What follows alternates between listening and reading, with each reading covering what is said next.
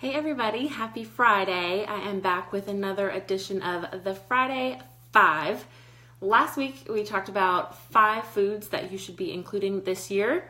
Today we're going to switch gears a little bit and I am going to tell you all about the top reasons that your metabolism may have stalled.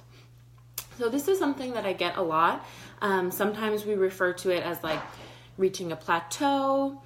But nonetheless, there are some common denominators when it comes to why your metabolism is slowing down or you're experiencing a plateau along your fitness journey. So if you find this video valuable, if you want to say hi, if you have questions, make sure to drop your questions below, your comments, share it out, spread the love because people need to know this stuff. So before I dive into the reasons why, I want you to know that I'm coming from a place of trying to be helpful, and I don't want you to watch this video and think like, shit, I'm doing all the wrong things, or I'm not good enough, or I don't know what I'm doing, and I'm awful. These are things that everyone experiences. So what I want you to take away from it is kind of think about which ones apply to you and which ones you can focus on, because like I said, these are very common things that I see a lot. So it's not just you. Now, your metabolism is an interesting thing, but what happens is that it adapts to what you're doing. So a lot of times people will try and trick their metabolism or think that they're doing certain things that are going to cause it to speed up when in fact they're really slowing it down. And your metabolism adapts to what you're doing. So the first reason why your metabolism has stalled is that your workouts don't support muscle building. So if this is you, then you've likely been focusing heavily on cardio activity, doing lots and lots of cardio, or you've been doing the same type of workout with the same load or the same weights for quite some time. So this is where you can adjust your workout to give your metabolism a reboot. So you've got to be incorporating weights that are heavy for you and challenging for you. So that's going to be different for everybody. And you need to continue building that weight and adding onto it as the weeks progress. This is called progressive overload. So if you're stuck doing the same bicep curls with the same weight and the same chest press with the same weight and this and that, your metabolism is going to be like, okay, I see what you're doing. I know how to prepare for this. I can adapt to that. I don't have to work anymore. It's gotten used to it. Same thing with cardio. One of the biggest mistakes that I see primarily women making is that they rely on excessive cardio because they like to see the number of calories burned go up. So you're going to burn calories during a cardio session, but the problem with too much cardio is that, like I said, your metabolism is smart. It's going to adapt. So it's going to you're going to be forced to have to do more and more cardio to burn the same amount of calories. All right. So your metabolism is going to slow on down and you're going to be stuck in a rut. All right. So when it comes to your workouts, you've got to think progressive overload, build lean muscle, and use cardio strategically. Okay, so that's number 1. Your muscles don't support lean muscle building. Number 2, your sleep sucks. If your sleep schedule is off, you're not getting enough quality sleep, your hormones are going to be all out of whack. And your metabolism heavily relies on hormonal balance to thrive. So if you are, looking at your phone before bed, you're catching a few hours here and there, you're up and at 'em in the middle of the night, your sleep is out of whack, that's going to affect your metabolism. So sleep affects your hormones, your hunger hormones, your stress hormones, your mood, and your energy. So I don't know about you, but if you've ever had like a poor night's sleep and you wake up craving like carbs and sugars, your body's like, crap, I need energy because I wasn't leptin to sleep. So I'm going to rely on a quick source of energy, which is carbohydrates, to do what I got to do. So your cravings often spike, your hunger hormones, the ghrelin and leptin are like tweaked out. Not to mention your stress hormones and your cortisol can sometimes kick into overdrive. So if you sleep poorly, then emphasizing better sleep habits and routines is going to help you kind of kick your metabolism back into gear. It's one of the questions I always ask new clients, aside from fitness and nutrition, is about their sleep. It's super important, and I actually did a post about this a few weeks back on my Facebook page with some additional information about exactly how sleep is related to your metabolism. The third reason is closely related to sleep, and that's stress. So y'all, we live in stressful times. Like, we are constantly going on the run, work, commitments, constantly responding to social media and text messages. We're always in that like fight or flight. We're always like ready to go, raring to like rev the engine. And that totally throws your hormones into just a disaster zone. So like I mentioned before with sleep, your hormonal balance plays a key role in a healthy metabolism. So if you're constantly under pressure, if you're constantly responding to nonstop stimulators, then your stress hormones can cause your metabolism to slow on down and come to like a crawl, even a halt.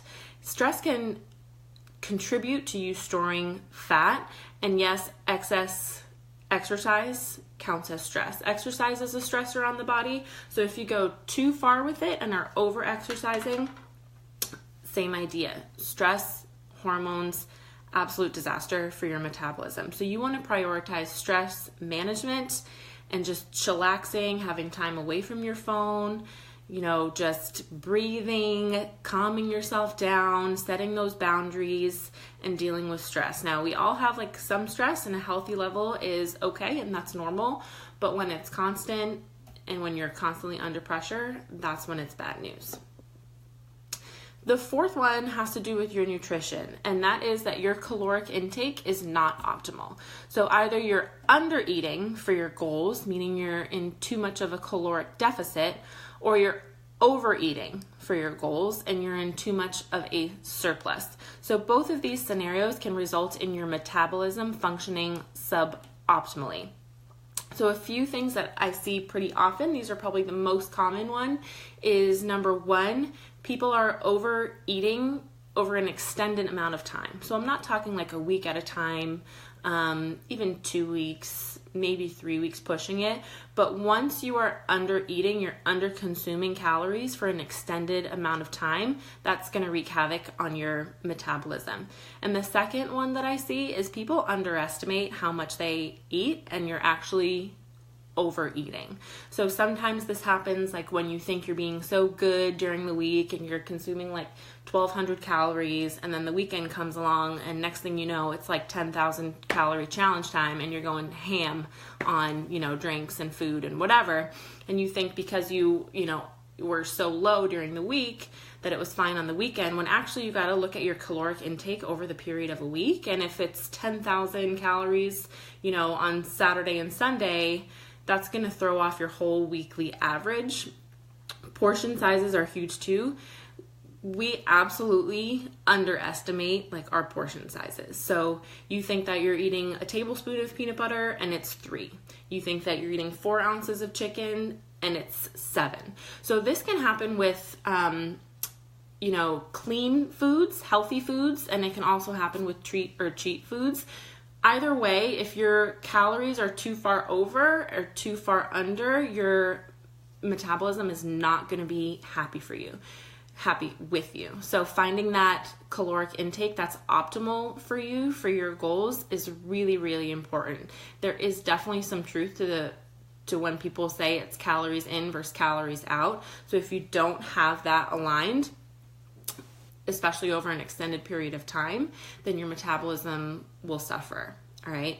So the fifth one is also nutrition related, and that's that your macronutrient ratio is out of whack. So once you have your allotted calories, your macronutrient ratio is the amount of protein, carbohydrates, and fat that you're consuming. So if these ratios aren't in a balanced proportion for you and your goals, your body isn't going to be able to respond to your workouts, to your sleep, improvements and stress improvements in the most ideal way. So a lot of times I'll see people, eating a normal and good amount of calories, but perhaps they're eating only 15% protein. Well, that's not going to be enough for you to build lean muscle, for you to see those gains that you're after in the gym, and to keep your metabolism revving and thriving, right? Another thing, you might be eating, 50%, 60% carbohydrates when really you need about 35, 45%.